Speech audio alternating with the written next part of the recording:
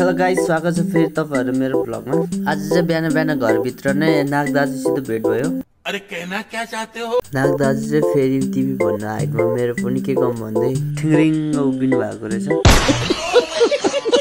नाग दाजु मसित हाइटमा च्यालेन्ज नदिनु होला भनेको त हास हुन्छ भन्दै लुसुक्क परेर जानुभयो। के बोले भाइ? अब के बोले? आज चाहिँ ओभर गर्मी भइरहेको थियो, त्यही भएर म चाहिँ ड्याम खेल्न जान लागेको भन्दै फटाफट हिँड्न थाले। एकैछिनपछि पुलमा पनि पुगे। छिटै गएर छिटै फर्किनु पर्छ भनेर छाती फुलाएर अलि छिटी हिँड्न थालेको त हतार नगर, स्वर्ग जाने बाटो तिम्रो लागि बन्द छ भनेर फेरि नाग दाजु बाटोमै तेर्सो परेर बसिरहेको रहेछ। क्या हेर्नुस् त नाग दाजु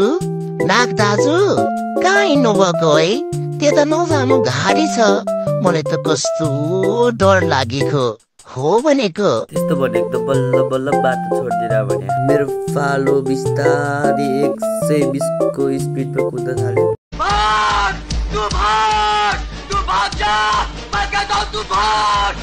जे जस्तो भए पनि भिडियो चाहिँ बनाउनै छोड्नुहुन्न।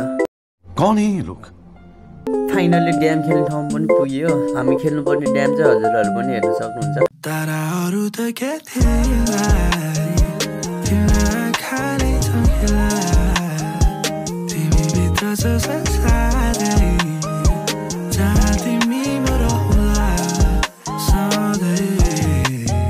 Apple bottom jeans, boots with the fur. The whole club is looking at her. She hit the floor. मलाई चाहिँ अहिले ड्याम खेल्न पुगिसक्यो। म चाहिँ ड्याम खेलेर नि घरमा फर्किसकेँ। हजुरहरूले नि कतै जानु छ भने राम्रोसित हेरेर हिँड्नु होला, किनभने बाटोतिर सबै पनि भेट्न सकिन्छ। यति भन्दै बिदा हुन चाहन्छु। आजको लागि यति नै, अर्को भिडियोमा भेटौँला एन्ड बाई।